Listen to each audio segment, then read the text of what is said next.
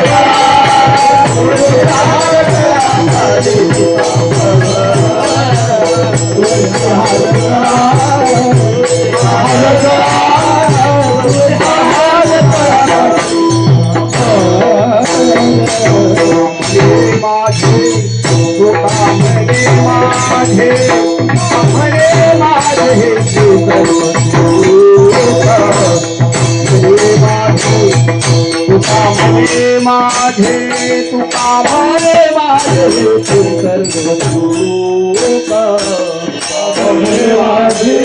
माझे तुका म्हणे माझे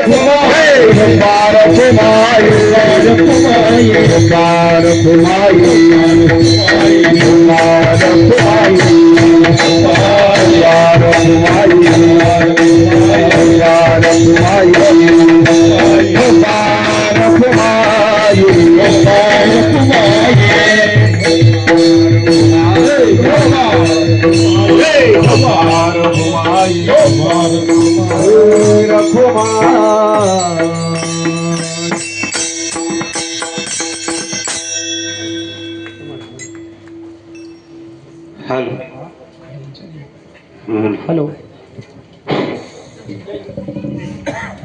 हेलो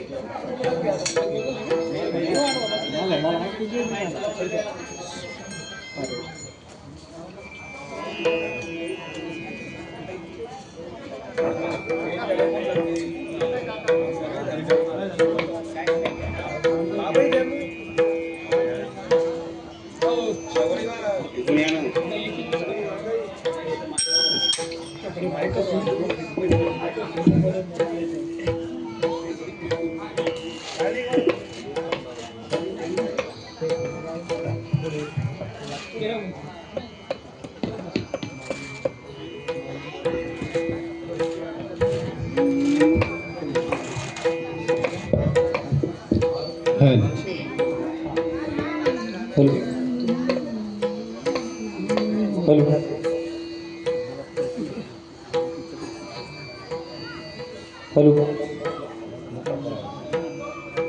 हरे करा हरे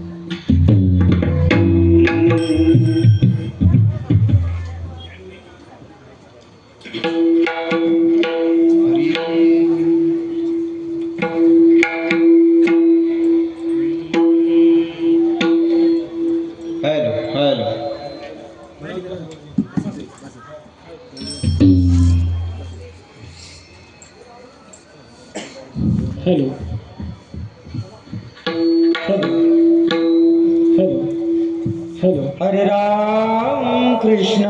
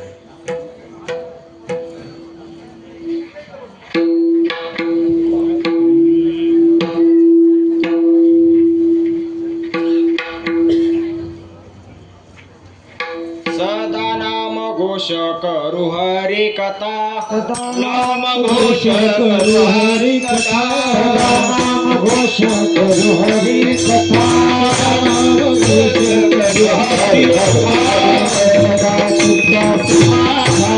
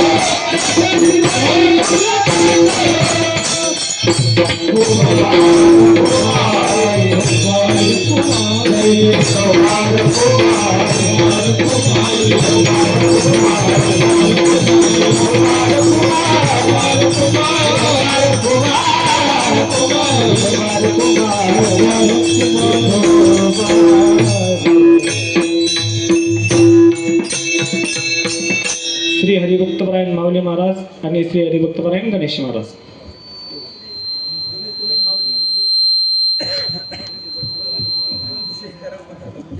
हॅलो, मोकळं करा बरं, थोडा आवाज मोकळा करा.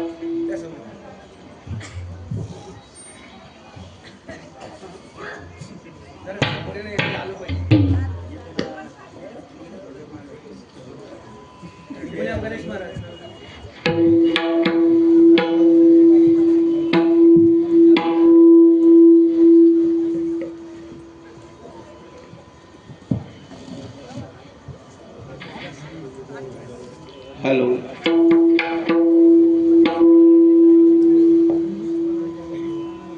हॅलो,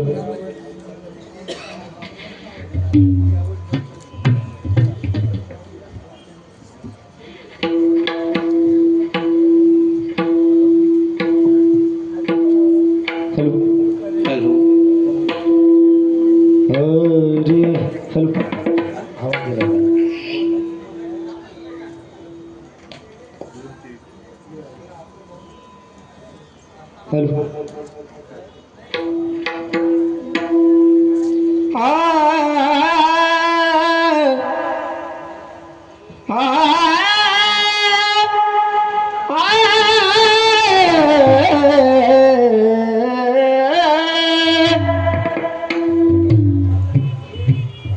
हॅलो,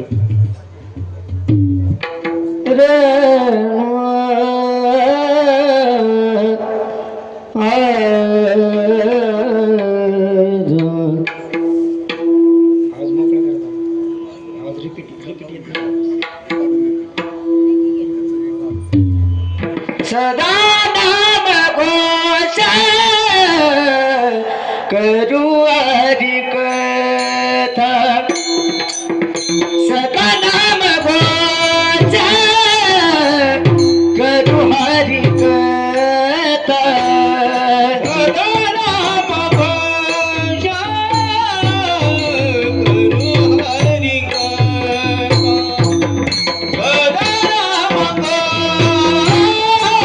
करू हरि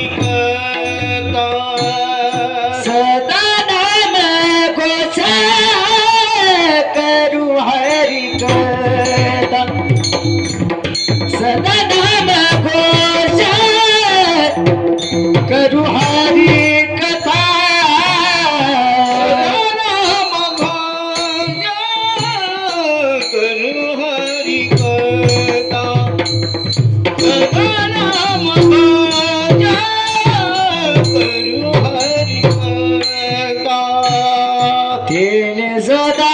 चित्ता समाधान तेने सदा चित्ता तेने सदा चित्ता समाधान तेने सदा चित्ता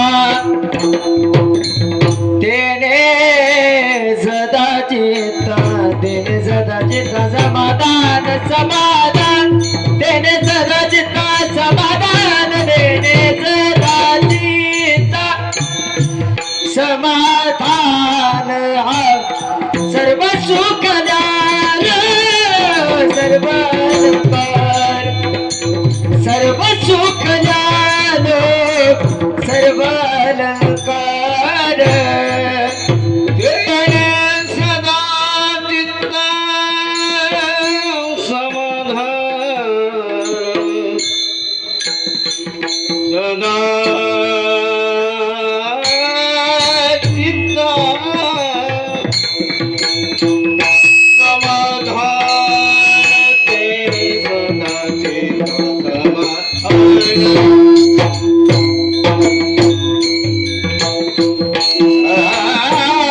तेने सदा चित्ता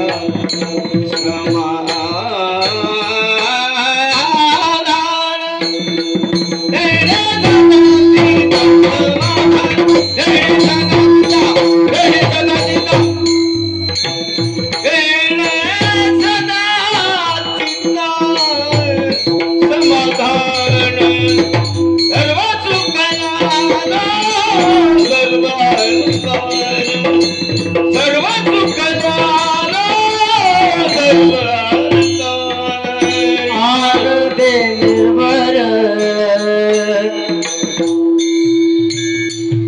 आनंदे निर्भर आनंदे निर्भर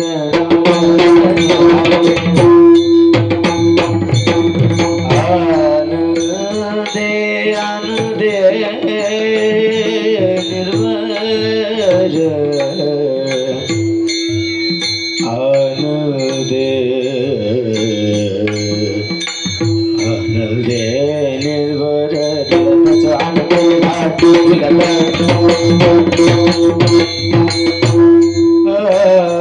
आनंदे निर्भर आनंदे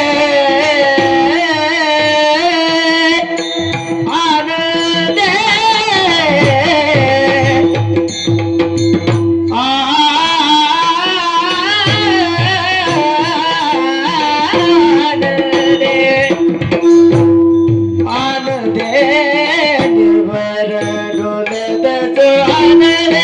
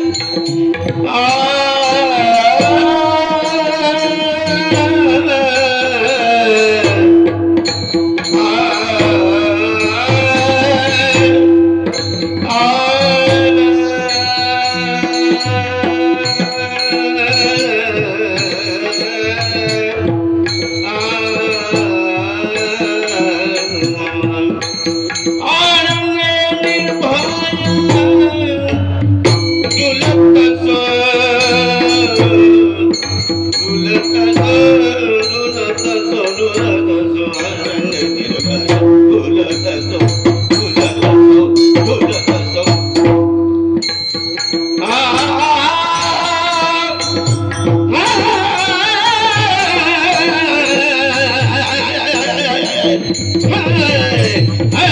निर्भय आनंद निर्भय आनंद निर्भय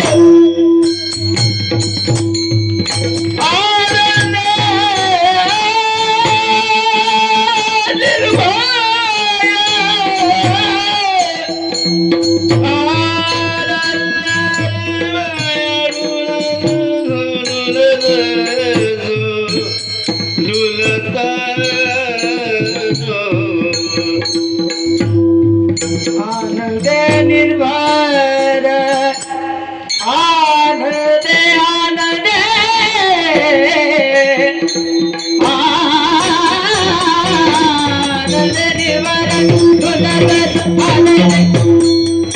आनंद निर्भर आनंद निर्भर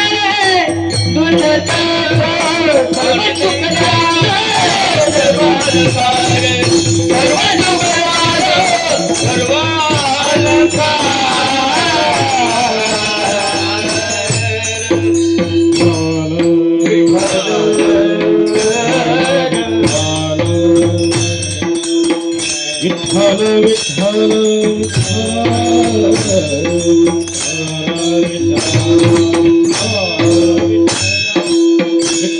विठ्ठल विठ्ठल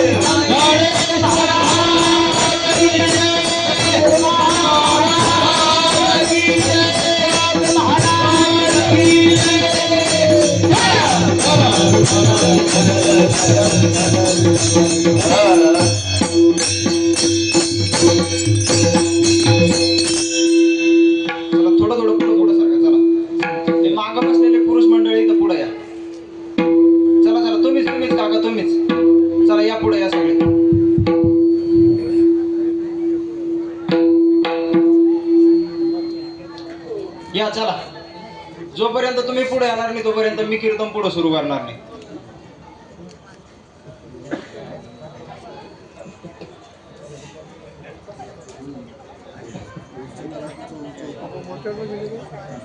या दादा इथे येते.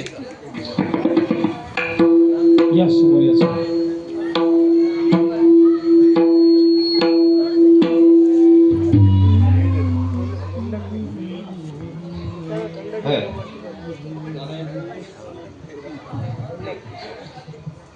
हे दोन सन्मान इकडे करा.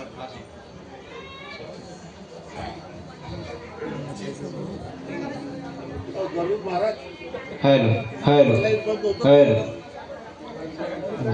Hello hello hello hello hello hello hello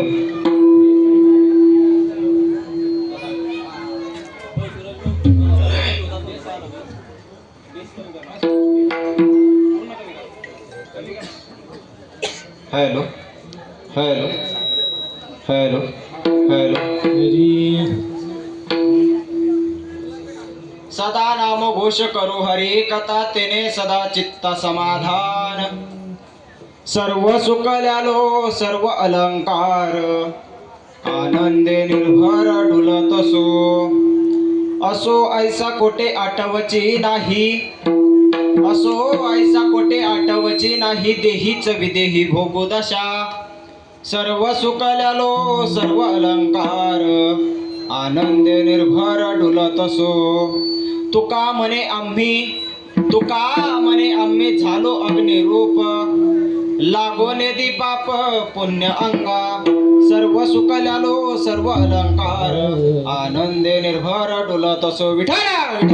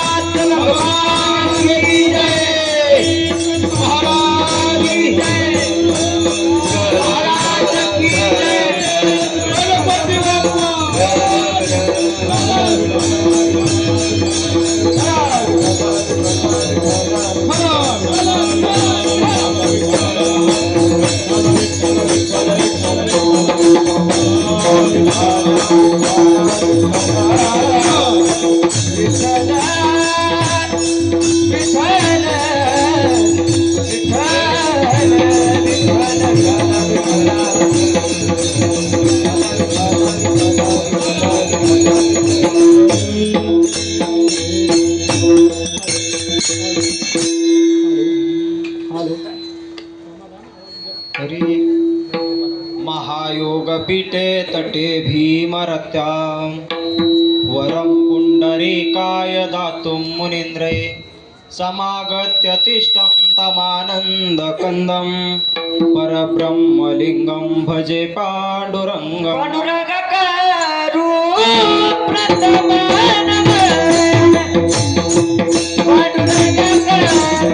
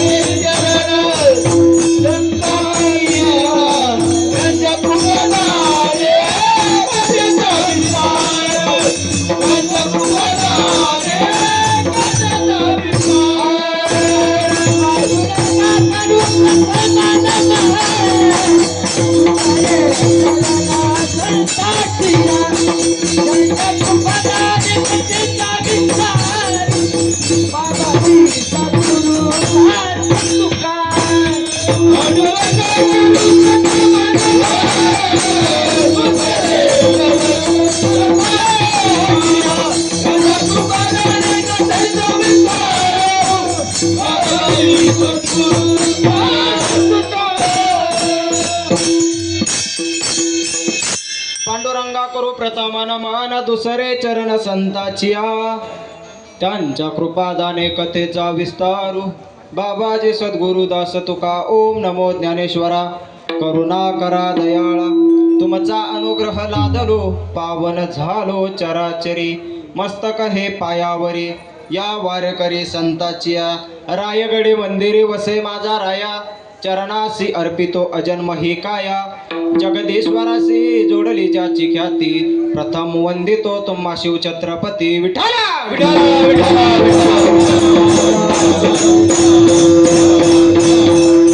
सदा नाम घोष करो हरी कथा. तेने सदा चित्ता समाधान. सर्व सुखाल्यालो सर्व अलंकार.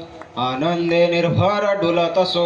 प्रस्तुत प्राप्त प्रसंगी प्राप्त स्थळी प्राप्त वेळी कीर्तन रूपी सेवेकरता निवडलेला अभंग महाराष्ट्राचे लाडके संत वैराग्याचे मूर्तिमंत पुतळे, देवमान्य शास्त्रमान्य विश्वमान्य चिन्मय स्वरूपाधिकार असणारे, दुसऱ्याचा संसार सुखाचा व्हावा यासाठी स्वतःच्या संसाराची राख रांगोळी करणारे, 16व्या वर्षी हिंदवी स्वराज्याची शपथ घेणारे शिवछत्रपती शिवाजी महाराज यांचे आद्य गुरु, ज्यांच्या बायकोच्या पायामध्ये काटा मोडल्याच्या नंतर जगाचा चालक मालक येऊन बायकोच्या पायातला काटा काढावा एवढे अधिकार संपन्न साधू श्रीमंत श्री जगद्गुरु तुकोबराय यांचा 4 चरणाचा उत्कृष्ट असा तुमच्या आमच्या परिचयाचा व तुमच्या आमच्या पाठातील अभंगाच्या कीर्तन रूपी सेवेकरिता निवडलेला आहे.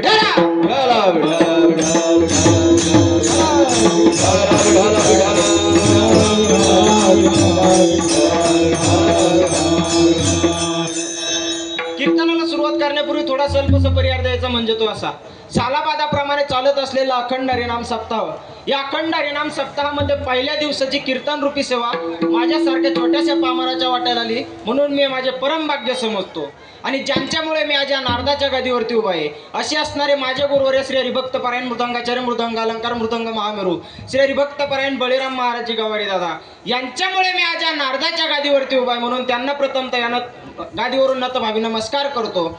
आणि आज तसेच माझ्या कीर्तनाला पकवाजावरती साथ करणारे जालना जिल्ह्यामध्ये ज्यांचे पकवाजाची थाप ऐकण्यासाठी लोकांचे कान तरसतात, आपलं भाग्य समजा महाराज की ते आपल्या इथं 3 दिवस पकवाज वाजवलंय. असे असणारे आमच्या संस्थेवरती नितांत प्रेम करणारे शिवाजी महाराज शेवाळे असतील, तेही आज माझ्यासारख्या छोट्याशा पामराच्या कीर्तनाला उपस्थित आहे म्हणून त्यांनाही खूप खूप धन्यवाद. तसेच माझ्यासोबत आलेले गायनाचार्य आमचे गावकरी असतील, गुरुबंधू माझे गुरुबंधू श्री हरिभक्त परायण दीपक महाराज बनकर ते सुद्धा आज माझ्यासाठी कीर्तनाला उपस्थित आहे, त्यांनाही खूप खूप धन्यवाद. तसेच त्यांच्या मागे ज्यांनी चाल गायली, काय आवाज आहे महाराज बाबाचा, काय आवाज आहे, नो चॅलेंज महाराज, चॅलेंजच नाही महाराज बाबाच्या आवाजाला. काय नाव बाबाचं? गणेश महाराज वाघमारे बाबा, तुम्हालाही खूप खूप धन्यवाद. तसेच सर्व टाळकरी मंडळी असतील. आणि माझं परम भाग्य आहे महाराज, काय माझं परम भाग्य आहे की आज माझ्यासारख्या छोट्याशा पामराच्या कीर्तनाला आज साक्षात बाबा इथं उपस्थित आहे. माझं भाग्य आहे महाराज. संत चरणदास बाबा, निकम बाबा सुद्धा आज माझ्यासारख्या छोट्याशा पामराच्या कीर्तनाला उपस्थित आहे. आणि तसेच तुमच्या सर्वांच्या दर्शनाचा योग आला म्हणून मी माझे परम भाग्य समजतो आणि कीर्तनाला सुरुवात. तसेच साऊंड सिस्टम वाले दादा असतील महाराज, वा एकदा टाळ्या वाजवा महाराज त्यांच्यासाठी. खरंच जरा मना भाव तो वाजवायचे असतील का तुम्हाला काय टॅक्स फिक्स भरायचा काय? वाजवा ना जरा, खळा वाजवा. साऊंड सिस्टम मध्ये जाता महाराज, तुम्हालाही खूप खूप धन्यवाद. काय सिस्टम चला? राम मंडप डेकोरेशन आणि साऊंड सिस्टम, खूप गोड साऊंड सिस्टम लावले महाराज. एवढ्या कमी याच्यामध्ये एवढा आवाज देणं सोपं नाही आहे की नाही. तसेच आपलं मंडळ मयुरेश्वर मित्र मंडळ, वा महाराज खरंच एकदा तुम्ही तुमच्यासाठी टाळ्या वाजवा, तुमच्यासाठी वाजवाच पण मयुरेश्वर मित्र मंडळासाठी एकदा वाजवा महाराज. कारण आम्ही रूम मध्ये बसल्याच्या नंतर दादांनी सांगितलं की 9 वर्ष झाले असाच सप्ताह चालू आहे. 9 वर्ष झाले दादा, 9 वर्षापासून चालू आहे. आणि एका ग्रुपमध्ये फक्त या मयुरेश्वर मित्र मंडळ या ग्रुपमध्ये 80 ते 90 जण आहे म्हटले महाराज. एवढे जण एकत्रित येऊन एवढा सप्ताह करणं सोपं नाही. कारण आता गावात 2 जर महाराज असले तर 2 सप्ते होते. इथं घराघरात महाराज आहे, काय कळतंय माझं म्हणणं? की गावात जर 2 महाराज असले तर 2 सप्ते होते. कारण जमत नाही महाराज त्याचं. तुमचं आणि इथलं भाग्य आहे की तुमचे सर्वजण एकत्रित येऊन इथं एवढा मोठा सप्ताह होतो महाराज. विठाला विठाला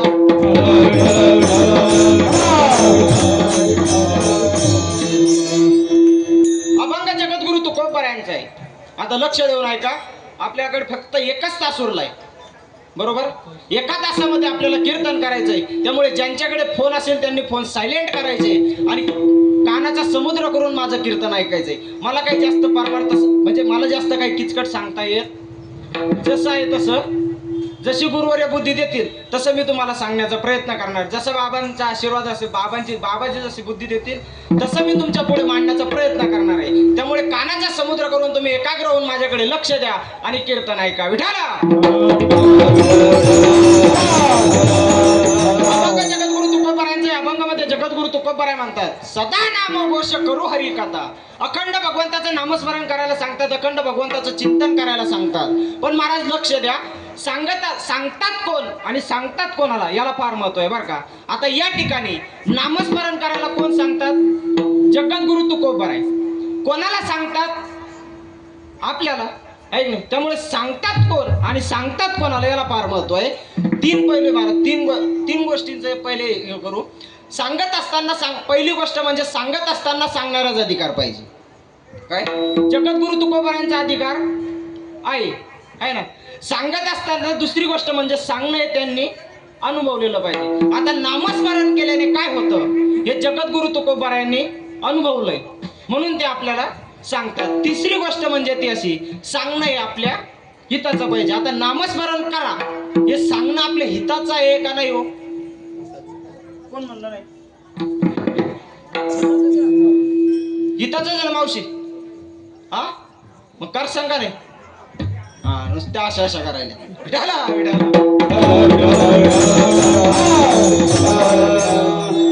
सांगत असताना पहिली गोष्ट सांगणाऱ्याचा अधिकार पाहिजे. आता लक्ष देऊन ऐका बरं का. सांगत असताना पहिली गोष्ट सांगणाऱ्याचा अधिकार पाहिजे.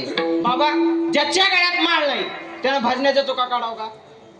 ते किलो भर गुळ खातो नाही तर येऊन एक गवळण म्हणतो ना आपल्यावर वजन टाकतो. आपल्या चुका काढाव्यात कोणी? परमार्थात बोललेल्या माणसाने. आता बाबाजी सारख्यांनी आपल्या चुका काढल्या तर आपल्याला मान्य होईल, आहे नाही. कारण अधिकार पाहिजे ना, आहे ना. अधिकार तैसा दावी याला मार्ग चालत आहे मग कळू येते. अधिकार पाहिजे महाराज. अधिकार या शब्दाला सोप्या भाषेत काय म्हणतात? आधी आपण करावं आणि मग इतरांना सांगावं, याला सोप्या भाषेत अधिकार म्हणतात. आता तुम्हाला एक उदाहरण सांगतो. एक बाप आपल्या मुलाला सांगतो, बाळ्या जा बिडी पेटवून आण. पोरगा जातं चुलीवर बिडी धरतं, बाप लोक येईपर्यंत बिडी विझून जाते. तो बाप त्या मुलाला म्हणतो, अरे नालायका मूर्खा, जीवनामध्ये साधी बिडी पेटवून आणता आली नाही, बाकी काय करशील? ते पोरगा म्हणतं मला चॅलेंज. महाराज आजकालचे पोर ऐकून घेणार आहे बरं का. हा आम्ही आमचं सांगतो, आम्ही ऐकून घेणार आहे. विठाला आजकालचे पोर ऐकून घेणारे नाही. ते पोरग म्हणतं मला चॅलेंज. परत आता चुलीवर बिडी धरतं आणि मग विजूच देत नाही. बिडी अशी इमानदार वस्तू महाराज, ती ओढल्याशिवाय पेटत नाही. मी काय ओढली नाही, मी दुसऱ्याची बघितली. विठाला बिडीचा स्वभाव आहे. त्या पोराने तिथून बिडी ओढायला सुरुवात केली. बापालो येईपर्यंत अर्धी बिडी खलास. ती अर्धी बिडी पेता पेता ते बाप त्या पोराला उपदेश करतो, अरे नालायका बिडी ओढतो. बिडी ओढणं चांगलं नसतं. बिडी ओढल्याने कॅन्सर होतो. बिडी ओढल्याने शरीरामध्ये अनेक प्रकारचे रोग होतात. बिडी ओढल्याने हे होतं ते होतं. ते बाप त्या मुलाला सांगू लागला. ते ऐकणारा पोरग म्हणतं, बाबा तुमची बिडी मागच्या दोऱ्याला जाऊन चिटकली तरी तुम्ही फेकून द्यायला तयार नाही. मला सांगता बिडी ओढू नको. विठाला विठाला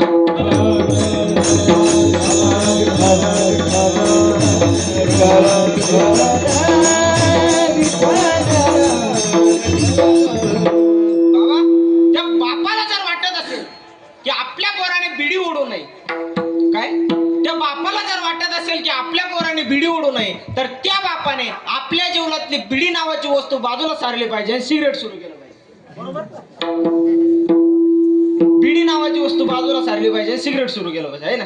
नाही, त्या बापाने बिडी ओढली नाही पाहिजे आणि सिगरेटही ओढलं नाही पाहिजे, आहे की नाही? बाबा एक पोरग असंच कीर्तन झालं. कीर्तन झाल्याच्या नंतर मग मी तिथं थांबलो, बसलो. कीर्तन झाल्याच्या नंतर एक पोरग माझ्या समोर तंबाखू खात होतं बरं का. तंबाखू खात होतं. तंबाखू खात असताना मी त्याच्याकडे गेलो, म्हटलं अरे नालायक मूर्ख, तंबाखू खातो, लाज नाही वाटत तुला? त्याने महाराज तंबाखू खाणं का लय मोठी व्यसन आहे का म्हणे? एकदम नॉर्मल व्यसन आहे म्हणे. किती नॉर्मल आहे का? आता इथं बसलेल्यांच्या कित्येक जणांच्या खिशात तंबाखू निघेल. मी ओळखू शकतो बरं का कोणाकोणाच्या इथं. हा आमच्या गुरुजीने आम्हाला शिकवलं ते कसं ओळखायचं. मी ओळखू शकतो इथं बसलेल्यांच्या कित्येक जणांच्या खिशात असेल म्हणून. सांगू का? त्याचा वेगळा चार्ज लागेल.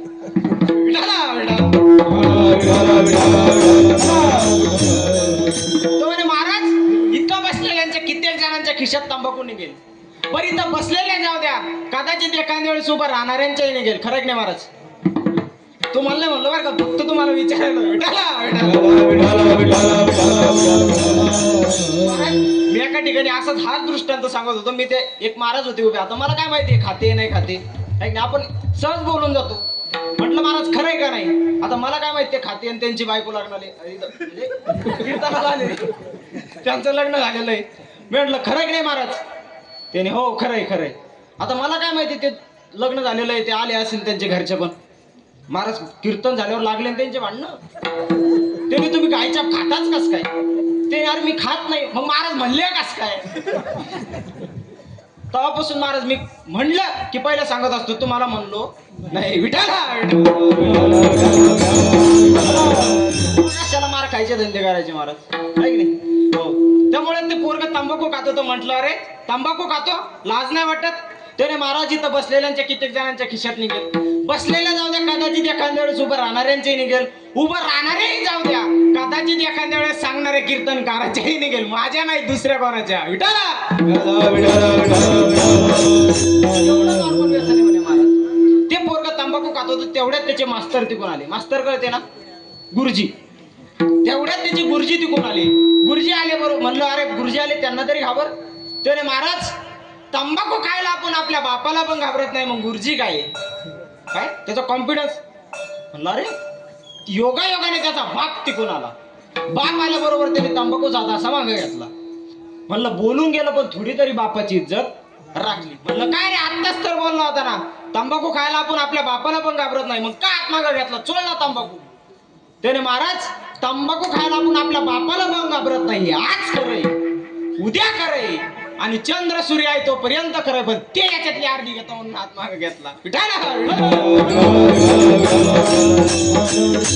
जो बाप आपल्या पोराच्या हातातली अर्धी तंबाखू खात असेल ना महाराज, त्या बापाने आपल्या पोराकडून चांगल्या वागण्याची अपेक्षा सोडून द्या. कारण यद यद आचरती श्रेष्ठम तत देवोत्तरो जना. जशी ज्येष्ठ व्यक्ती आचरण करत असते ना, त्यांचं बघून बाकीची लोक करत असतात. विठाला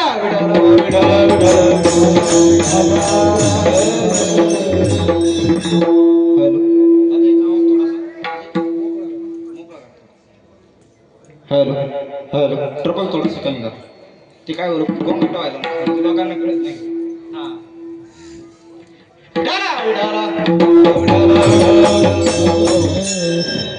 यद यद आचरत श्रेष्ठम तत देवोत्तरो जना. जशी ज्येष्ठ व्यक्ती आचरण करत असते ना, त्यांचं बघून बाकीची लोक करत असतात. त्यामुळे घराचा करता चांगला पाहिजे तेव्हा घर चांगलं राहतं, गावाचा करता चांगला पाहिजे तेव्हा गाव चांगलं राहतं, राज्याचा करता चांगला पाहिजे तेव्हा राज्य चांगलं राहतं, आणि देशाचा करता चांगला पाहिजे तेव्हा देश चांगला राहतो. कारण जयश्री कारभार बुद्धी सारतायाची. ज्याच्या डोक्यावरती कारभारच होत असतं ना महाराज, त्याची बुद्धी सारग्रहित असावी, असारग्रहित नसावी. विठाला विठाला. त्यामुळे महाराज अभंगामध्ये काय म्हणतात, सदा नामघोष करू हरिकथा, आहे की नाही? महाराजांचा अधिकार आहे. मी तुम्हाला सांगतोय काय, अखंड भगवंत देवाचं नामस्मरण करा, देवाला आपलंसं करा. दुसरा पैलू काय आहे, दुसरी गोष्ट काय आहे, सांगणं अनुभवलेलं पाहिजे, आहे की नाही?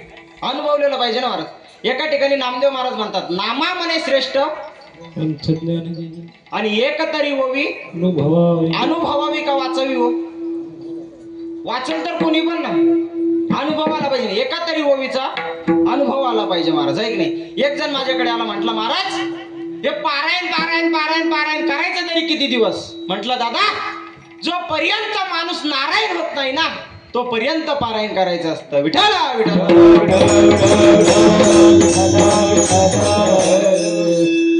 याच्यापेक्षा पुढे जाऊन सांगू का, जगद्गुरु तुकोबारायांना जसे जसे अनुभव आले तसे अभंग लिहिले. अभंग आणि अनुभव काय वेगवेगळे गाव आहे का? जसे अभंग तसे अनुभव, जसे अनुभव तसे अभंग. अभंग आणि अनुभव काय वेगवेगळे नाही. सांगणं अधिकाराचं आहे, सांगणं अनुभवाचं सुद्धा आहे. त्यांना नामस्मरण करून काय अनुभव आला, त्यांनी ते अभंगात रूपांतर केलं. अनुभव आले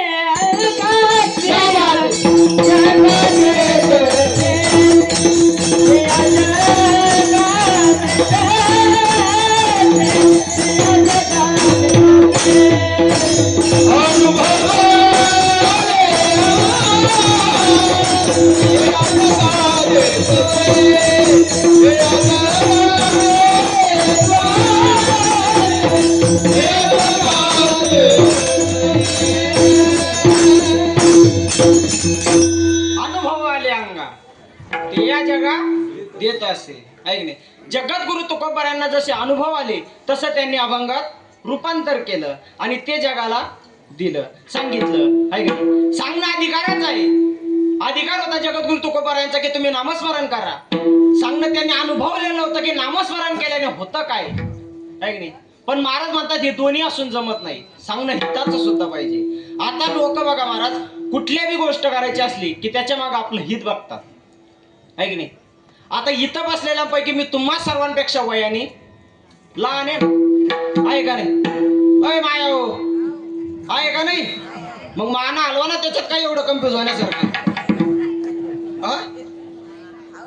वयाने लहान. मग मी जर तुमच्या हिताचं सांगत असेल तर तुम्ही ऐकलं पाहिजे का नाही.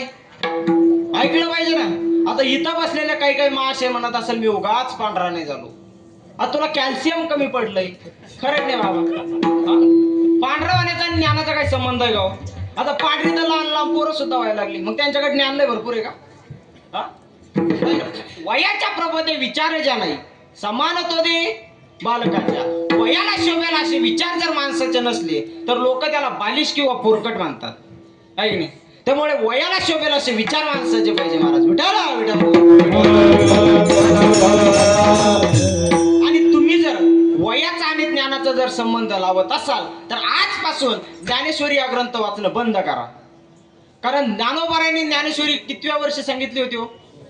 16व्या वर्षी. आपल्याला 80व्या पण वर्षी कळेना. हा शुकाचार्यांनी भागवत कितव्या वर्षी सांगितलं होतं बाबा. 16व्याच वर्षी सांगितलं होतं. आपलं 16वं वर्ष धोक्याचं असतं. हा खरंय का.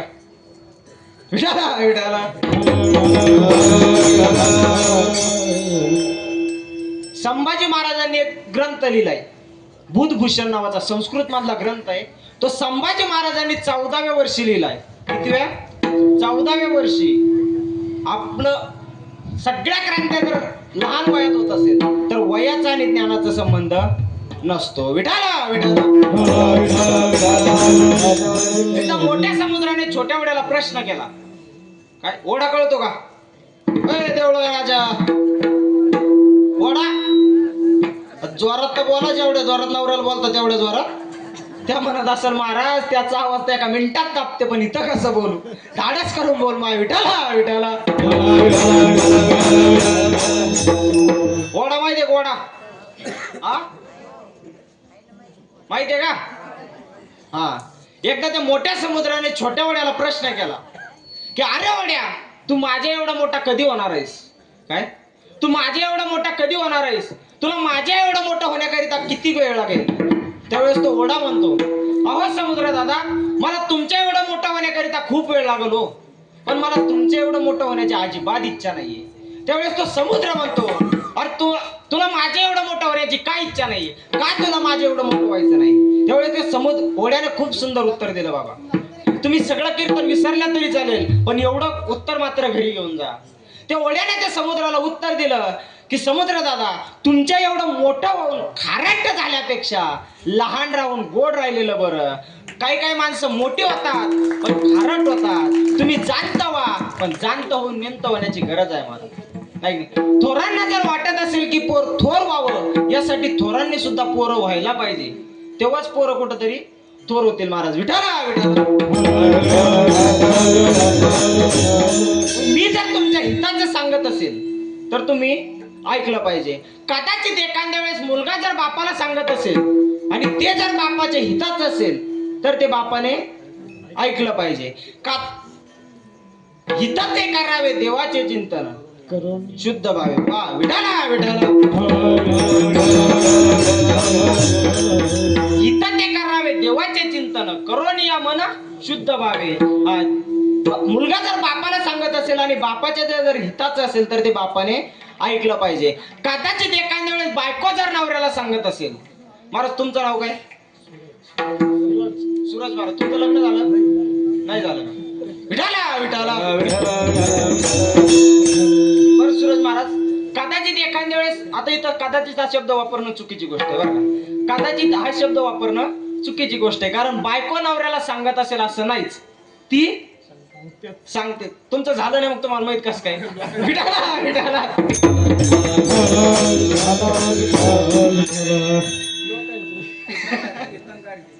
वा विठाला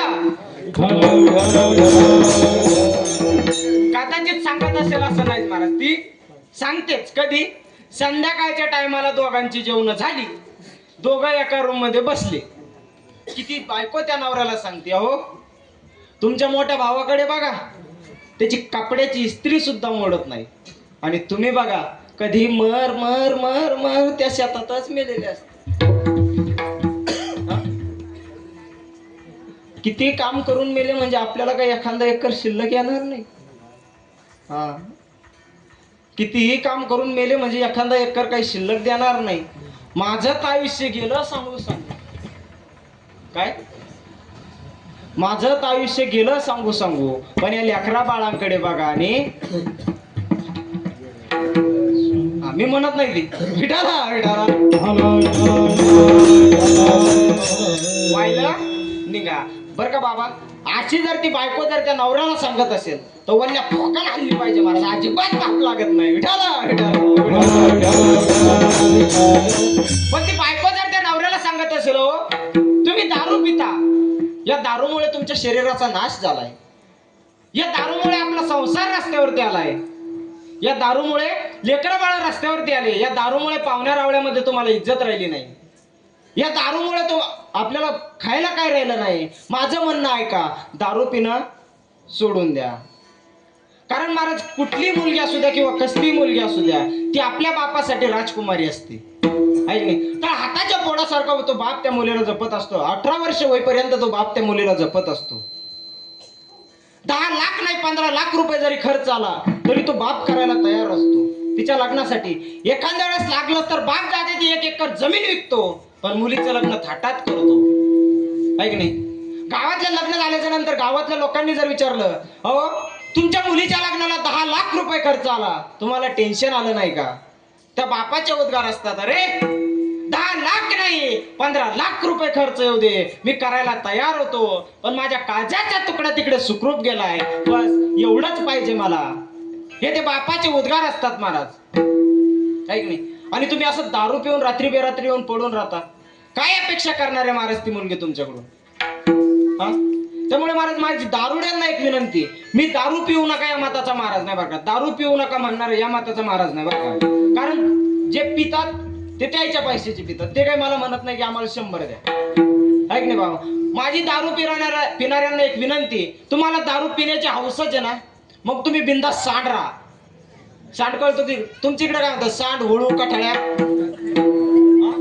सूरज महाराज सांड सांड कळतो ना सांड कळतो ना हा तुम्ही सांड राहा पण असं लग्न करून एखाद्या मुलीचं आयुष्य बरबाद करू नका महाराज आहे की नाही तुम्हाला कळतं ना माझं म्हणणं हा कळतंय ना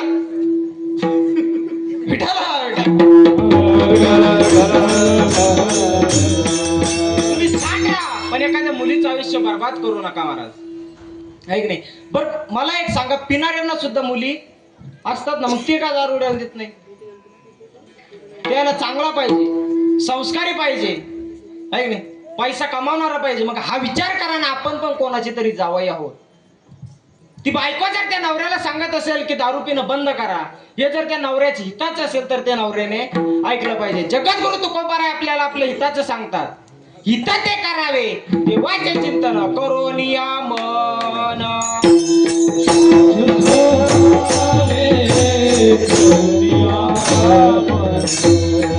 शुद्ध भावे करुणिया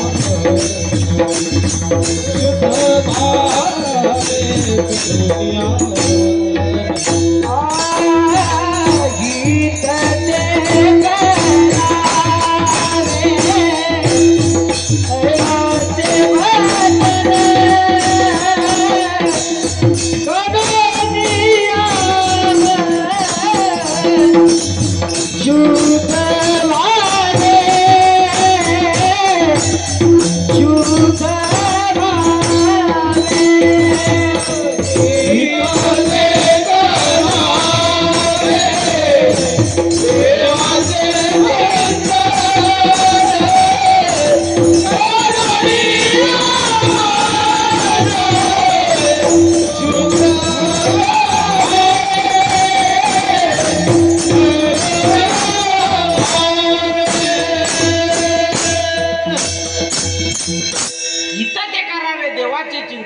करो नियमन शुद्ध व्हावे किंवा ऐकेने जाना. याला थोडासा आवाज द्या ना. तुझ्या सोयीताच्या खुणा पंढरीचा राजा स्मारा माझे स्मारावा. आहे की नाही? शास्त्रामध्ये असं लिहिलंय महाराज, विचारल्याशिवाय सांगू नये असं शास्त्र आहे. हा, विचारल्याशिवाय सांगू नये असं शास्त्र आहे.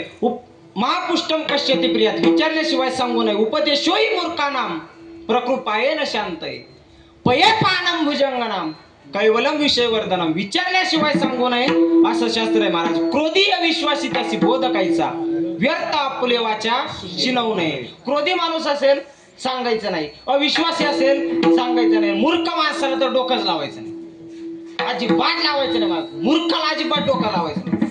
काय करतील म्हणून सांगताच येत नाही. आता तुम्ही एवढा मोठा सप्ताह करता, काय एवढा मोठा, एवढी भारी साऊंड सिस्टम लावली, एवढे भारी पकवाज आहेत, सगळे टाळकरी मंडळी खूप छान आहेत, कीर्तनकारही खूप छान आहेत, गायक वादक सगळे छान आहे, तुम्ही ऐकणारे छान आहे. आता एखाद्याला आवडत नाही महाराज, ऐक नाही, आता त्याला आवडत नाही, त्याला आपण काय करणार आहे का? गावातला एखादा मूर्ख जर म्हणला हाल्या दूध देतो, त्याला म्हणायचं त्याच दुधाचा चहा पिऊन आलो.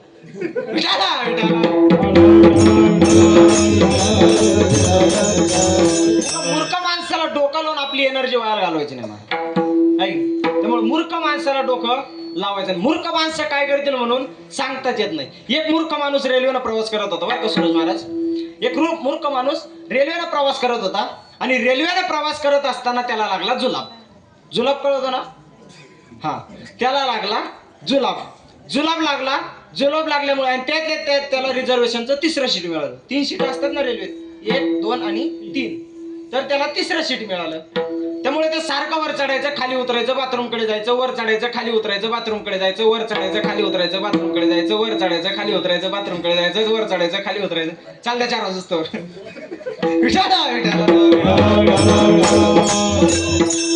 चढायचं, खाली उतरायचं, बाथरूमकडे जायचं. असं करता करता करता ते दिवसभराच्या प्रवासात अगदी थकून गेलं. काय ते थकून गेलं आणि थकून गेल्याच्या नंतर घरी आलं. घरी आल्यावर बायकोनं विचारलं, हो एवढं थकून जायला काय झालं? तुम्ही थोडी पायी आले, रेल्वेनं तर आले. हा, एवढं थकून जायला काय झालं? ते म्हणे, अगं काय नाही, रेल्वेनं प्रवास करत होतो, त्यातल्या जुलाब लागला, रिझर्वेशनचं 3रं सीट मिळालं, त्यामुळे वर चढावं लागायचं, खाली उतरावं लागायचं, बाथरूमकडे जावं लागायचं. असं करता करता दिवसभराच्या प्रवासात थकून गेलो म्हणे. त्याची बायको थोडीशी हुशार होती महाराज, आणि तसं पण बायका सगळ्याच्या हुशारच असतात. विठाला विठाला. तिची बायको थोडीशी हुशार होती. ती म्हटली, अहो तुम्हाला जर जुलाबाचा त्रास होता, काय तुम्हाला जर जुलाबाचा त्रास होता तर तुम्ही खालच्या सीटवाल्याला म्हणायचं की दादा मला थोडासा पोटाचा त्रास आहे, तुम्ही माझ्या सीटवरती बसा, मी तुमच्या सीटवरती बसतो. सूरज महाराज खरं सांगा, त्यांनी ऐकलं असतं का नसतं?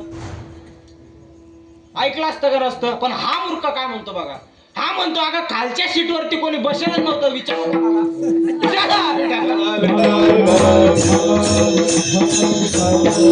त्यामुळे मूर्ख माणसाला डोकं लावायचं नाही. दुसरी गोष्ट म्हणजे अविश्वासी असेल सांगायचं नाही. हो, अविश्वास परमार्थामध्ये जर पुढे जायचं असेल तर विश्वास गरजेचा आहे. अविश्वासी असेल सांगायचं नाही. तिसरी गोष्ट अशी आहे, दारुड्याला दारूचं दुकान चुकून पण सांगायचं नाही बरं का बाबा. दारुड्याला दारूचं दुकान चुकून पण सांगायचं नाही. दारुडे माणसं काय करतील सांगताच येत नाही. विठाला विठाला.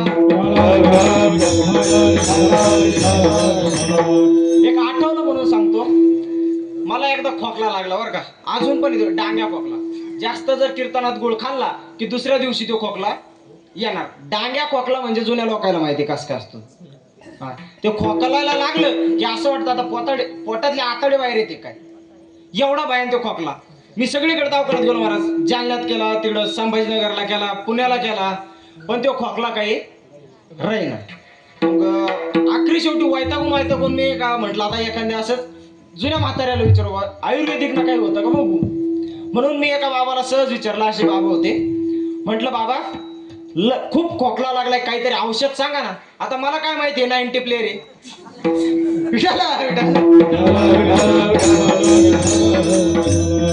म्हणून मी विचारलं, खोकला लागलाय काहीतरी औषध सांगा ना.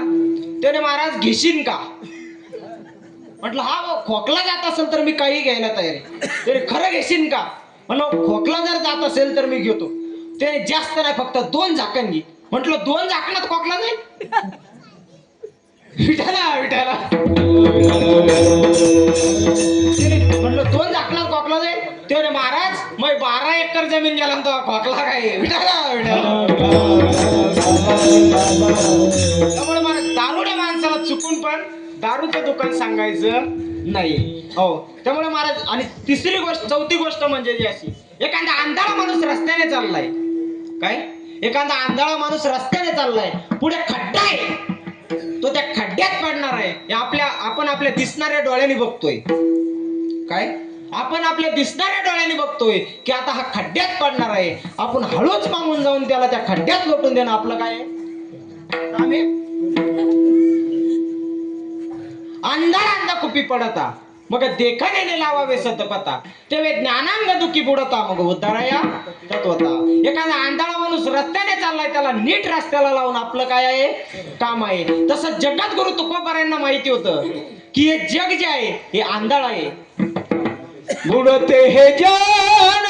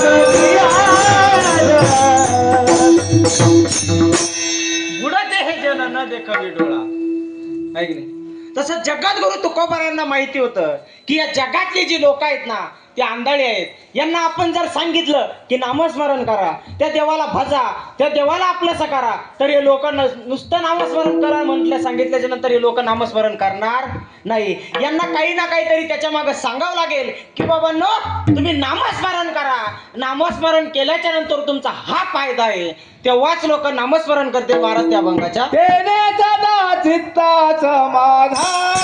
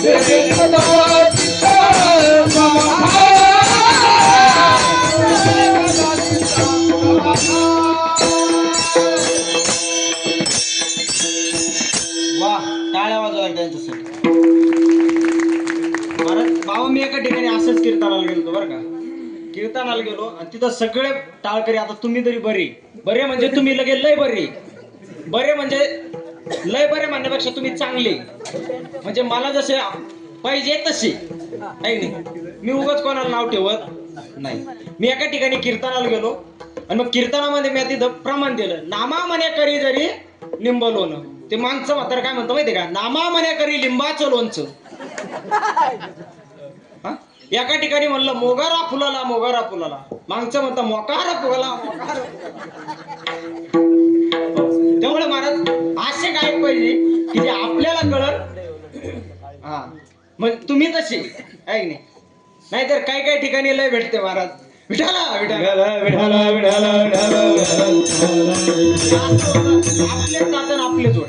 त्याला एक तर काही म्हणता येत नाही कारण की ते पहिलेच धरून आणले राहते. खरं आहे नाही. त्यामुळे तुम्ही बरे विठाला विठाला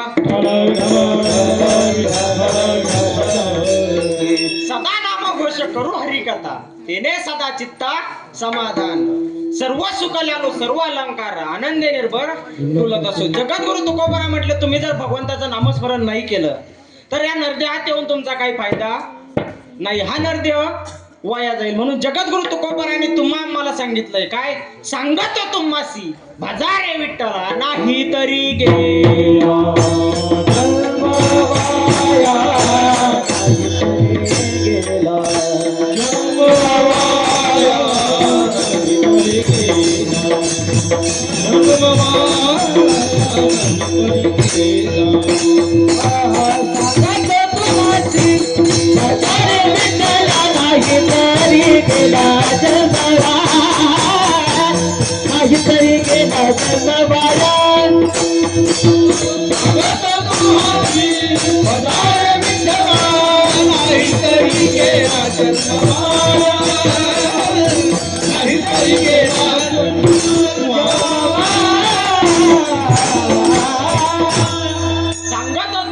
भजारे विठ्ठला नाही तरी गेला जन्म वाया. तुम्ही जर भगवंताचं नामस्मरण नाही केलं तर हा नरदेह वाया जाईल. महाराज बाबा थोडासा विचार करा.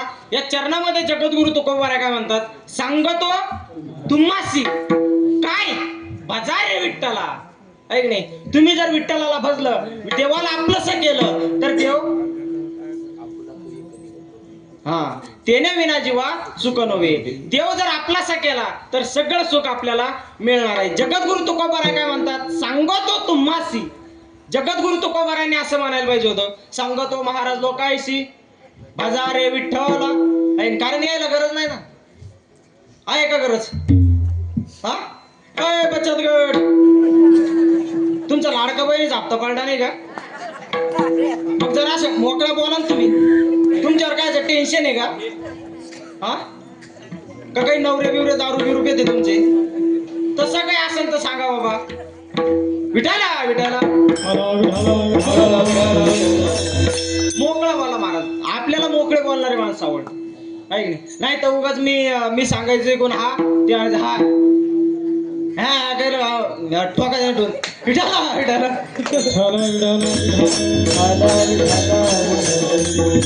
महाराज मी एका ठिकाणी असाच एक दृष्टांत सांगितला आणि पुढे एक बाबा बसलेले होते. मी काही सांगितलं की ते नुसते काय याला का हसणं म्हणते का महाराज. उगाच माणसावर संकट पडले मायावर उपकार करून राहिला का देव. हा भाई उपकार केल्यासारखं मला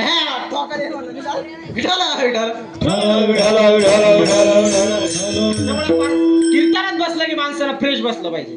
कारण की तुम्ही बघा जे फुलं मुरजेल असतात म्हणजे सुकलेले असतात ते कुठं जातात, कचऱ्याच्या डब्यात. आणि जे चांगले असतात उमललेले असतात ते भगवंताच्या पायापाशी जातात.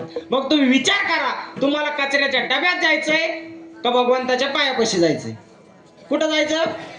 हा मग त्यामुळे असं हसत खेळत राहायचं महाराज. ही जिंदगी 2 दिवसाची जिंदगी महाराजी, कधी काय होईल म्हणून सांगता येत नाही.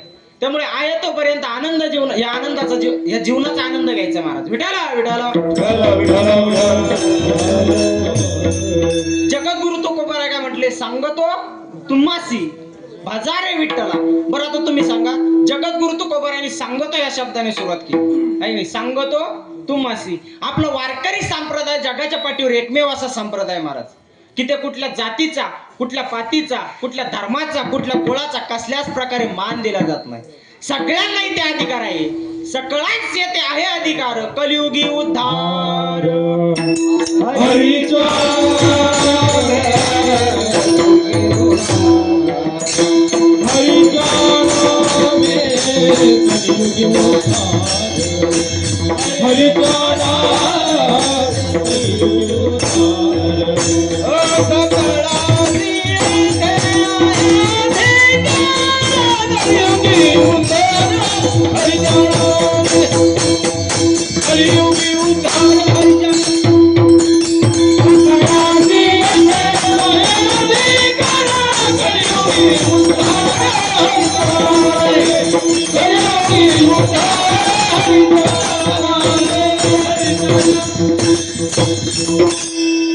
सगळ्यांच येते आहे अधिकार. कलियुगी उद्धार हरीच्या नामे की तुका म्हणे भलते याती विठ्ठल चित्ती तोची धन्य, किंवा तुका म्हणे नाही जाती सवे काम ज्याचे मुखी नाम तोची धन्य. विठ्ठला विठ्ठल.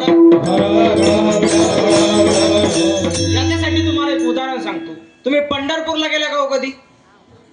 आजी पंढरपूरला गेले का? पंढरपूरला गेल्याच्या नंतर पांडुरंगाचं जर दर्शन घेतलंच असेल, पांडुरंगाचं दर्शन घेतल्याच्या नंतर खाली उतरताना पहिलं झाड कोणाचं लागत? कानोपात्राचं. कानोपात्रा कोण होती? एका वेश्याची मुलगी होती महाराज. ऐक नाही म्हणतात ना, एका वेश्याची मुलगी भक्ती करून धन्य झाली.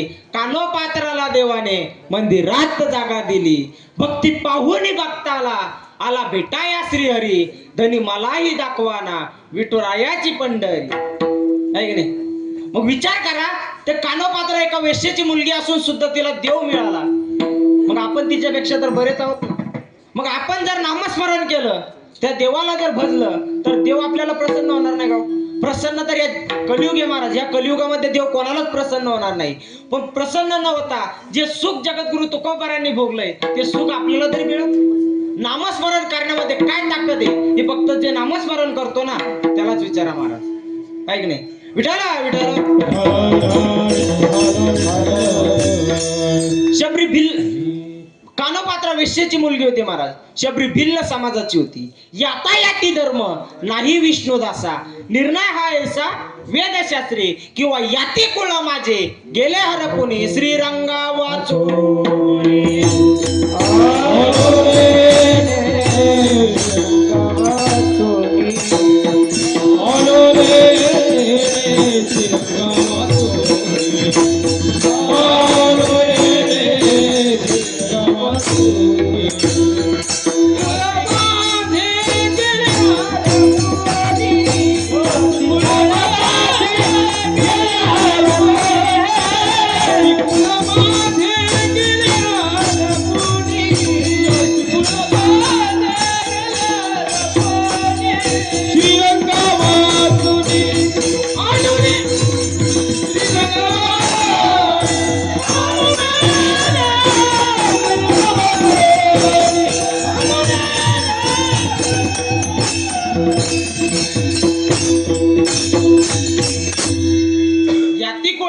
गेले हरपुनी श्रीरंगा वाचोनी आणून, किंवा जात वित गोत कुळ शिळ मात भजे खातोरित भावनायुक्त अंतकरणाने भजे गायचे बघा.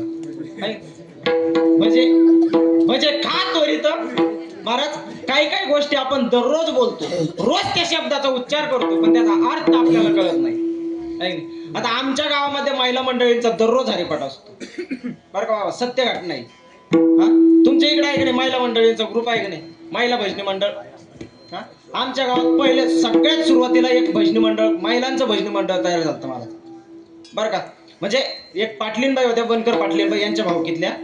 त्या पाटलीनबाईकडे सगळ्या एका गल्लीतल्या बाया सगळ्या गेल्या, म्हणे आपल्या गावात भजनी मंडळ नाहीये. काय आपल्या गावात भजनी मंडळ नाही, आपल्याला देवाचं नामस्मरण करायचं, आपल्याला देवाचं भजन करायचं, त्यामुळे रोज इथून पुढे आपल्याला भजन करायचं. त्यामुळे आज सगळ्या 10-15 जणी एका ठिकाणी जमा झाल्या. त्यांनी भजनी मंडळ तयार केलं, महिला भजनी मंडळ त्यांनी तयार केलं. मग आता भजनी मंडळ तयार झालं म्हटल्यानंतर भजन करायचं म्हटल्यावर हार्मोनियम लागते, पेटी, पकवाज लागतो.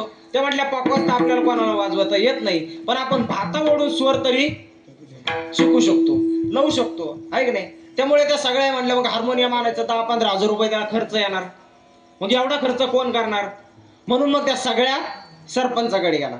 आता सरपंचाला सुद्धा माहिती की आपण जर यायला हार्मोनियम घेऊन दिलं नाही 5 वर्षाच्या नंतर आपलं काहीच राहणार नाही. त्यामुळे सरपंच म्हटला काय पाहिजे तुम्हाला, काय पाहिजे? त्यावेळेस त्या महिलांनी सांगितलं की आम्हाला एक हार्मोनियम पाहिजे. आम्ही आमचं एक भजनी मंडळ महिलांचं भजनी मंडळ तयार केलंय, आम्हाला एक हार्मोनियम पाहिजे. त्यावेळेस तो सरपंच म्हणला मी तुम्हाला हार्मोनियम देतो, पण मला 2 दिवसाचा कालावधी द्या. 2 दिवस मला द्या, मी तुम्हाला 2 दिवसामध्ये हार्मोनियम आणून देणार. महिलांचं भजनी मंडळ कसं असं सांगतो बरं का. हा, 2 दिवसामध्ये तुम्हाला हार्मोनियम आणून देणार. त्या सरपंचाने त्यांचे 2 शिष्य होते, म्हणजे जवळचे माणसं, सखा पाटील तुका पाटील. सखा पाटील तुका पाटील 2 माणसं होते. त्यांनी सांगितलं, आता त्यातला सखा पाटील थोडासा हुशार होता. तुमची इथं कोणी असेल तर त्याला नाही म्हणालो बरं का, आमच्या गावातलं सांगायला, नाही तर महाराज त्याला विचारा. हा, सखा पाटील आणि तुका पाटील 2 जण होते बरं का. सखा पाटील हुशार होता आणि तुका पाटील जरा माझ्यासारखा भोळा होता.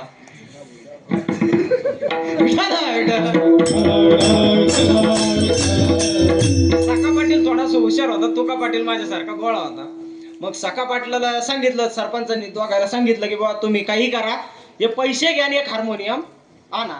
मग आता हे एक तर बाहेर कुठं जाणारे नव्हते, यायला फक्त ते गाव आमचं गाव माहित होतं, खालचं गाव वरचं गाव एवढे, आणि मधात नदी मासे धरायला, आणि एवढं 2 माहिती होतं त्याला फक्त.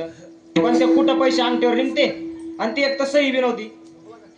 हा, त्यामुळे महाराज मग ते म्हटले आता हार्मोनियम आणायचं, तू कुठून आणायचं, कसं आणायचं, आपल्याला काय माहित नाही.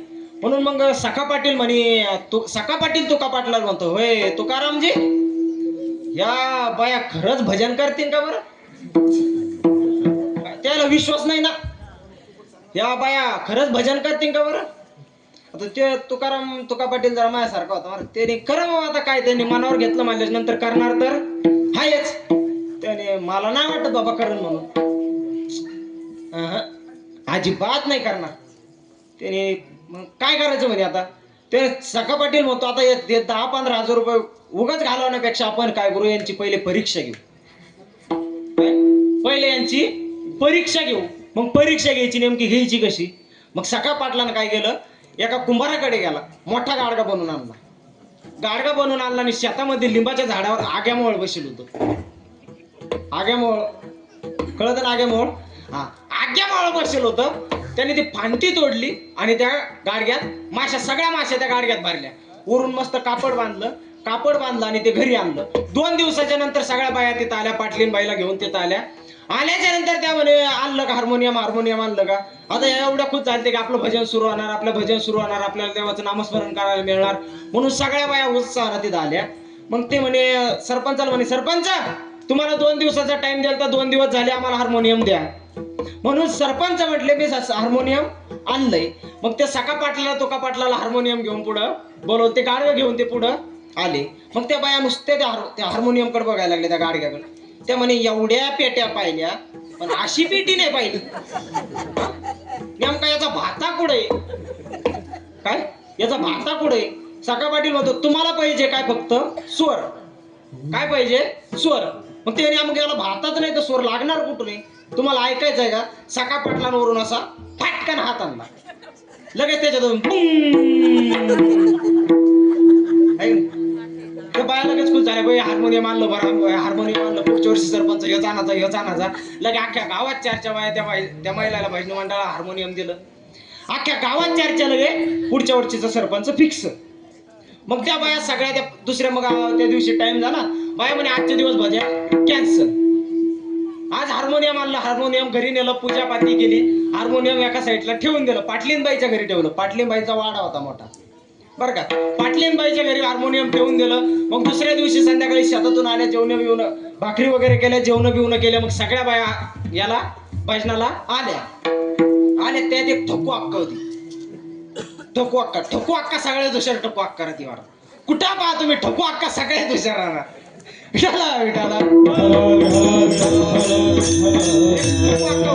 अर्ध भजन झालं बरं का, अर्ध भजन झालं. भजनात पहा महाराज तुम्ही, कधी बी 2 अभंग झाले की लगेच चहा. कीर्तनात 2 तास कीर्तनकार ओरडू मरवतो, पण त्याला गुळ बी नसतो. विठाला विठाला भाषणात 2 अभंग झाले की लगेच चहा. विठाला विठाला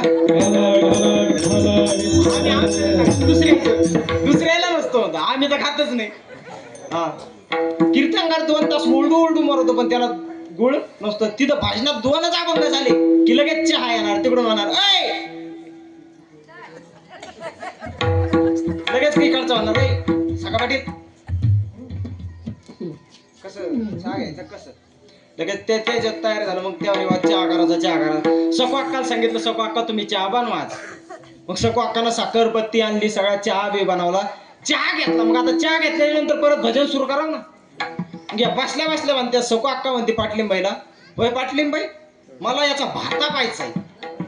काय मला या पेटीचा भाता पाहायचा, नेमका याचा भाता आहे कसा, याला स्वर लागतो कसा. आता त्यानं सांगितलं होतं स्पेशल राजस्थानहून बोलवलं म्हणे, 15,000चं हार्मोनियम आहे, राजस्थानहून बोलवलं, हे भेटत नाही इकडं आपल्या इकडं. तरी म्हणते नाही मला याचा भाताच पाहायचा.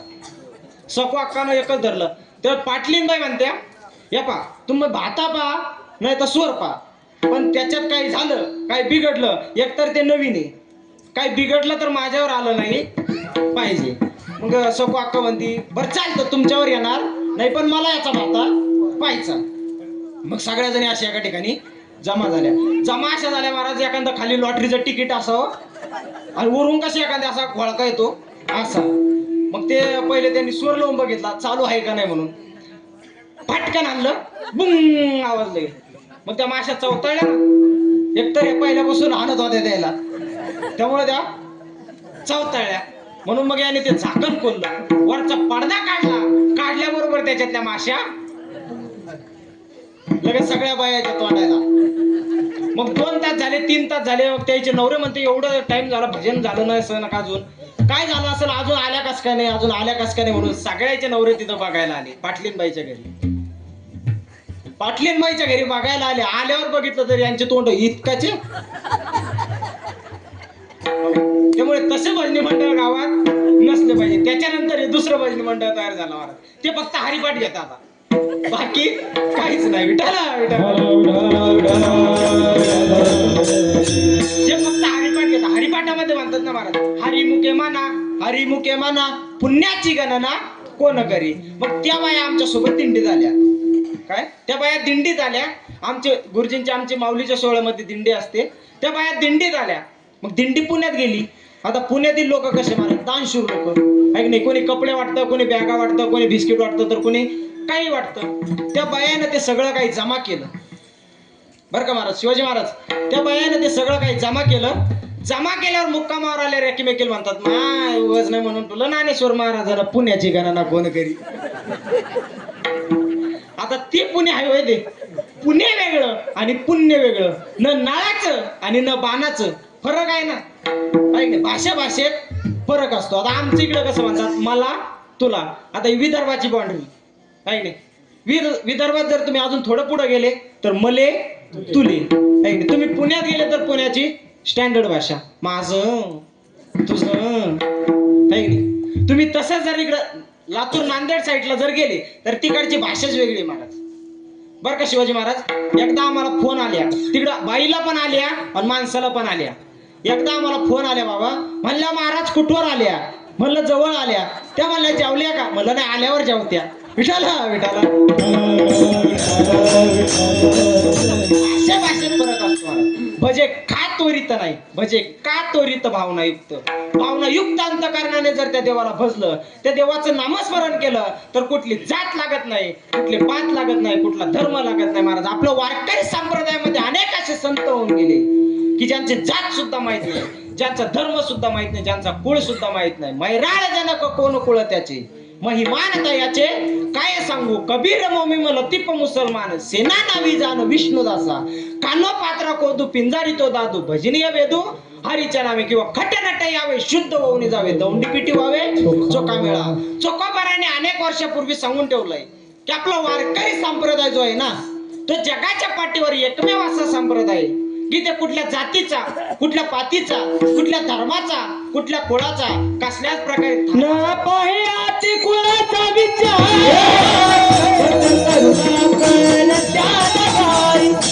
फक्त करुणा कर त्यान गाय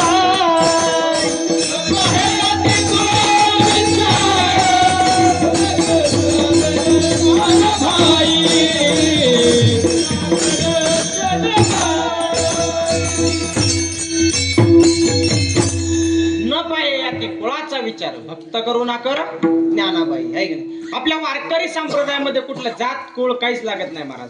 आणि भजन करण्याचं अट सुद्धा नाही, अट सुद्धा नाही का. आपल्या वारकरी संप्रदायामध्ये आहे गो की हा लहान आहे याला भजनाचा अधिकार नाहीये, हा लय म्हातारा आहे याला भजनाचा अधिकार नाही आहे का.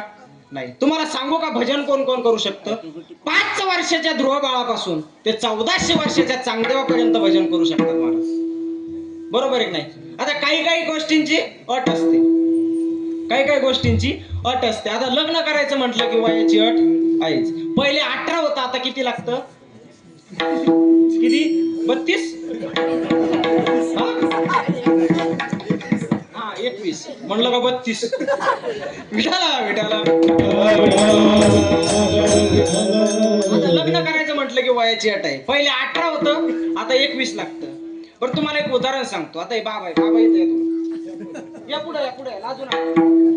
हे बाबा आहे, या बाबांनी जर ठरवलं की लग्न करायचं, जमणार तर नाहीच, पण ठरवलं लग्न करायचं तर जमल का हो. हे बघा आमचं चलत बरं का, उगाच मी हे बाकीचे होते पण आमचं जमल. बाबांनी जर ठरवलं लग्न करायचं तर जमल का, जमत का, आहे का करायचं. बाबा बाबा म्हणत असेल तिलाच व्हायचं कोण चौकदार झालो परत तिकडे कुठं विठाला विठाला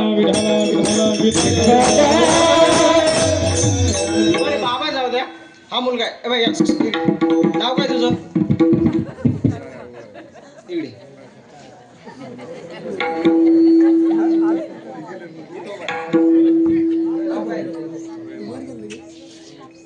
सिद्धेश.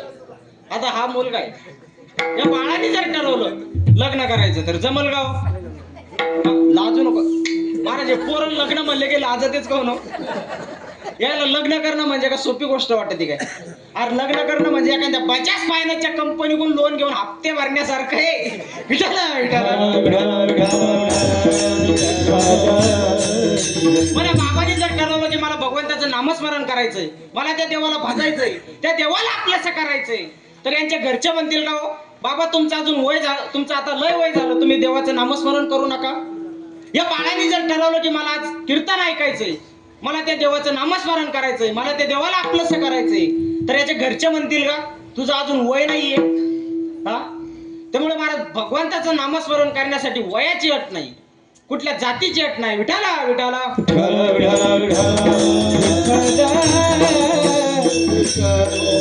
त्या देवाचं नामस्मरण करण्यामध्ये कुठली जात लागत नाही, कुठली अट लागत नाही, कुठलं काहीच लागत नाही महाराज. म्हणून जगद्गुरु तुकोबराय काय म्हणतात, तुम्ही जर त्या देवाचं नामस्मरण केलं, त्या देवाला आपलंसं केलं, त्या देवाला जर भजलं, तर तुम्हाला या जगातले सर्व सुख तुम्हाला मिळेल.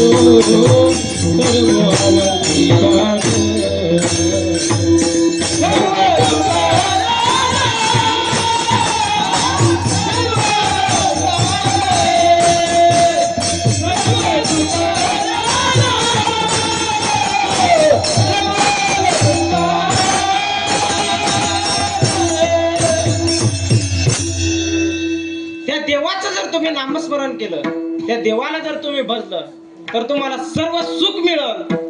तुम्हाला कुठल्या अलंकाराची अपेक्षा राहणार नाही. जे अलंकार घातल्याच्या नंतर जेवढं सुख त्या स्त्रीला मिळतं ना, तेवढंच भगवंताचं नामस्मरण केल्याच्या नंतर तेच सुख तुमच्या जीवनामध्ये प्राप्त होईल. म्हणून महाराज म्हणतात, सर्व सुखाले आलो सर्व अलंकार आनंद निर्भर डुलत असतो. आहे की नाही?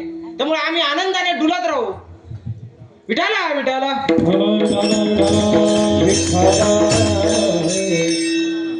सर्व सुख तुमच्या जीवनामध्ये प्राप्त होईल. त्यामुळे महाराजांनी अखंड भगवंताचं नामस्मरण करायला सांगितलंय, त्या देवाला वाजायचं सांगितलंय, विठ्ठलाला वाजायचं सांगितलं. बरं, आता तुम्ही थोडा विचार करा, देवाने विठ्ठलालाच का वाजायचं सांगितलं?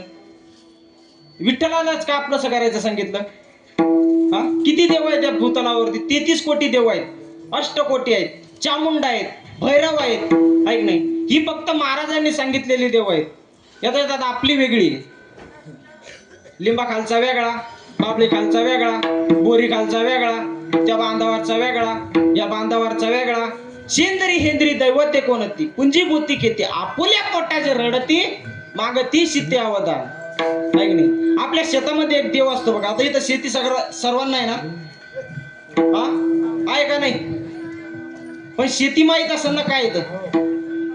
आपल्या शेतामध्ये एक देव असतो बघा, बरं का? आपल्या शेतामध्ये एक देव असतो, लिंबाच्या झाडाखाली किंवा बोरीच्या झाडाखाली. वर्षातून एकदा त्याची पूजा असते, वर्षातून एकदा त्याची पूजा असते. आपण जातो त्याला शेंदूर लावतो. म्हणून मग ते हाताला लागलेला शेंदूर अंगाला पुसायचा का? मग ते शेजारच्या दगडाला पुसतो. मागून येणाऱ्याला वाटतं इथं 2 देव आहे, ते दोन्ही देवाकडे याला शेंदूर लावतो. उरलेला खरकटात तिसऱ्याला येणाऱ्याला वाटतं इथं 3 देव आहे, ते तिन्हीला शेंदूर लावतो, उरलेला खरकटात चौथ्याला. असं करता करता महाराज त्या बोरीच्या झाडाखाली, त्या लिंबाच्या झाडाखाली एका वर्षात देवाची अमाडीशी तयार होते. एवढे देव होते महाराज. त्यामुळे असे सेंद्रिय देवाची भक्ती करून आपला उद्धार होणार नाही. त्यामुळे जगद्गुरु तुकोबारायांनी नावानिशी सांगितलंय की तुम्ही विठ्ठलाला भजा. बळिया माझा पंढरी राव, क्या बात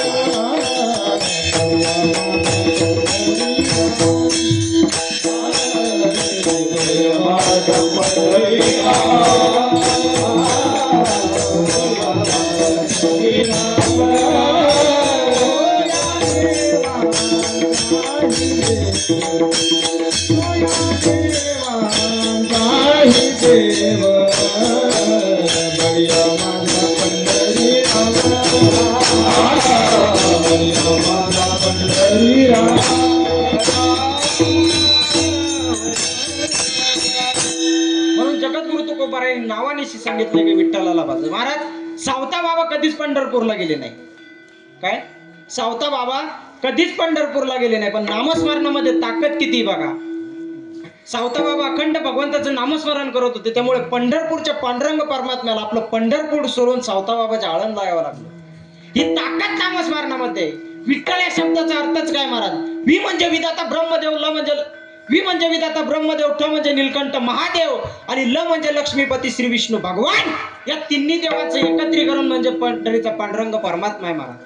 अरे विठ्ठलवरी ज्याची पाऊले समान, तोची एक जाण किंवा बोलावा विठ्ठल, करावा विठ्ठल, पहावा विठ्ठल, करावा विठ्ठल, जीवे भावे येणे स्वसेवन झाले आवबरी, परत माघारी येत नाही किंवा घेत नाही. समचरण दृष्टी विटेवरी साजिरे, तेथे माझे हरी वृत्ती राहो. किंवा विठ्ठला माये बाप चुलता. ऐक नाही, ज्याच्या दुनिया ज्याच्या हातात आहे तो देव पंढरपूरचा पांडुरंग परमात्मा सावता बाबाच्या आळंद आला. ही नामस्मरणामध्ये ताकद आहे महाराज. विठाला विठाला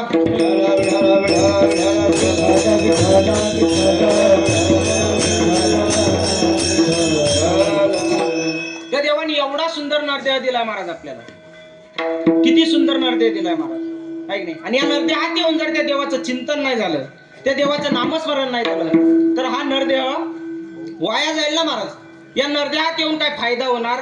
किती सुंदर हा नरदेह दिलाय महाराज, किती सुंदर. थोडासा आपल्या देहाकडे, आपल्या नरदेह या शरीराकडे विचार करा महाराज.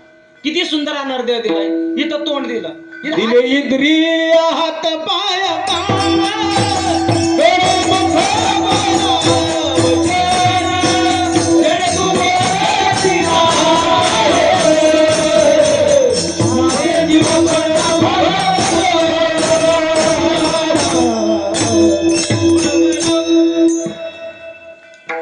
इथं हात दिला फोल्ड होतो मग खाता येते. इथं तोंड दिलं, तोंडाच्या वर नाक दिलं, नाकाच्या वर 2 डोळे दिले, डोळ्याच्या साईडला 2 कान दिले, कान दिले वरून हे टर्पल दिला. हा शो आहे नाही. हा शो जर दिला नसता तर यांना झुमकेच घालता आले नसते, आणि यांना झुमके जर घालता आले नसते तर झुमकागार तयार झाले नसते. विठाला विठाला त्यामुळे इथं तोंड दिलं. मला थोडा विचार करा, आपल्याकडे टाइम कमी राहिलाय आणि चला अजून 5 मिनिटं राहिले. 10च्या पुढे जमत नाही का? विठाला विठाला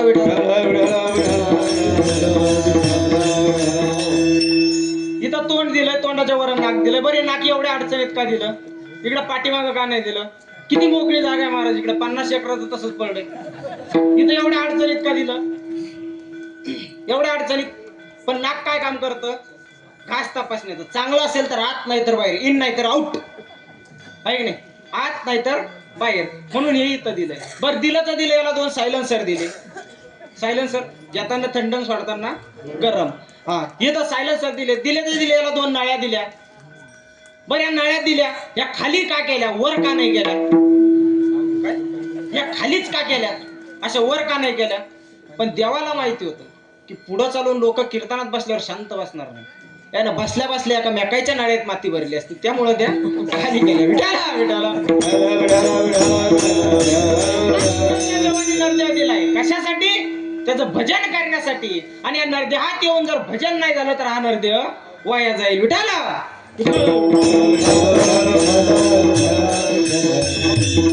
जगद्गुरु तुकोबराय म्हणतात. विठाला विठाला आमच्या जीवनामध्ये अशी स्थिती प्राप्त झाली की आम्ही जर अग्नीला सुद्धा हात जरी लावला तर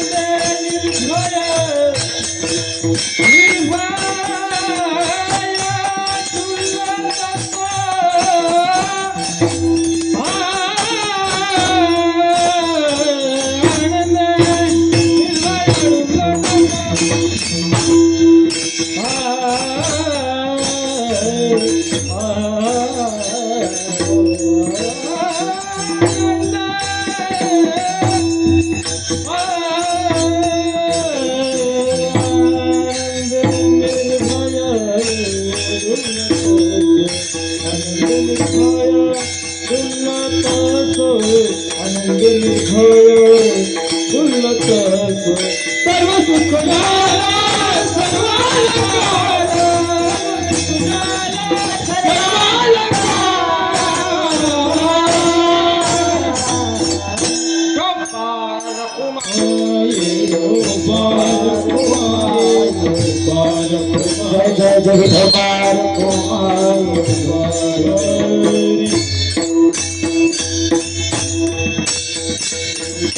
सदा नाम घोष करो हरि कथा तेने सदा चित्ता समाधान.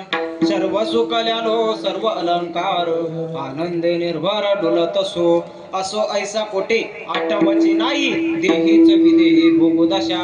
सर्व सुकल्यालो सर्व अलंकार आनंदे निर्भर डुलत असो. तुका म्हणे आम्ही झालो अग्निरूप, लागो नेदी पाप पुण्य अंगा, सर्व सुकल्यालो सर्व अलंकार, आनंदे निर्भर डुलत असो. अशी गुरुवार बुद्धी दिली, त्याप्रमाणे मी तुमच्या पुढे बोलण्याचा प्रयत्न केला. काही चुकलं उकलं असेल तर मला माझं परत करा, आणि जे चांगलं असेल ते घरी घेऊन जाण्याचा प्रयत्न करा. एखादा शब्द माझ्या वाणीतून वेडा वाकडा आला असेल तर तुमचा पहिला पुत्र म्हणून माफ करा, एक असेल तर दुसरा म्हणून माफ करा, दुसरा असेल तर तिसरा म्हणून माफ करा, तिसरा असेल तर चौथा म्हणून माफ करा, आणि कोणीच नसेल तर मला वट्टीत घ्या, सगळी जमीन माझ्या नावावर करून द्या. त्यामुळे एखादा वेडा वाकडा शब्द आला असेल तर लेकरू म्हणून माफ करा, आणि सेवेला पूर्ण इथंच या सेवेला पूर्ण विराम देतो. ज्ञानेश्वर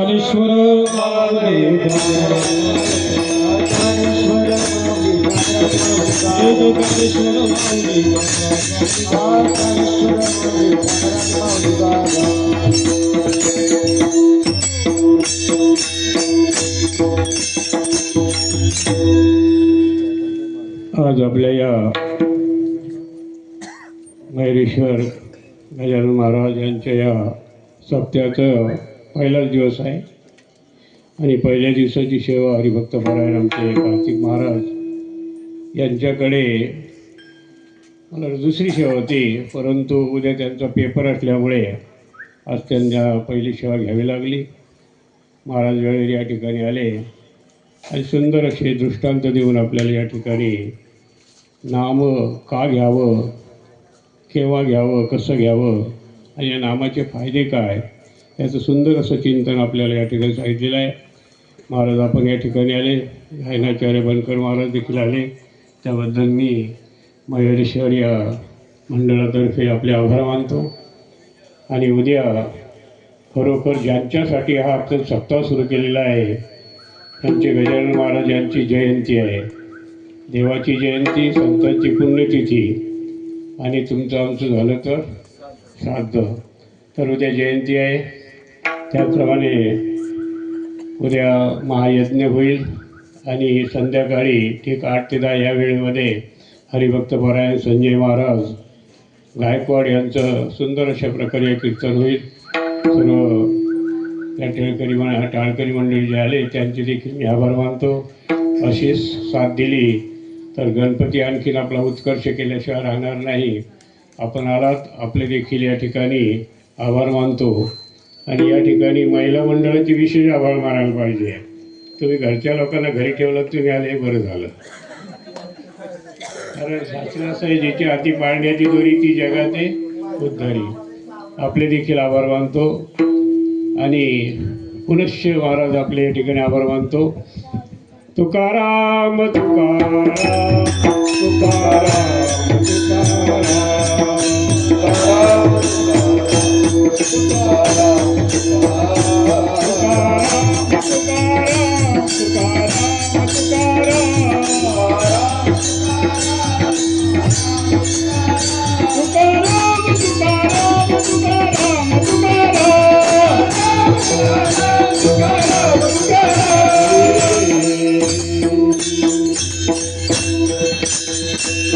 विठ्ठल जय जय कुंडली कमलधारी ज्ञानदेव विठ्ठल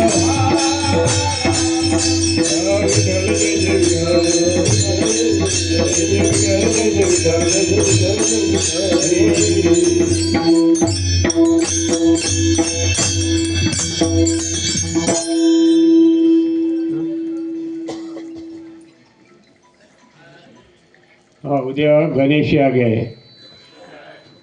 12 वाजता पूजा चालू होईल. ज्यांना या ठिकाणी त्यामध्ये भाग घ्यायचा असेल ते गरुड महाराजांना भेटल्याशिवाय राहू नका. बोलिले पुरे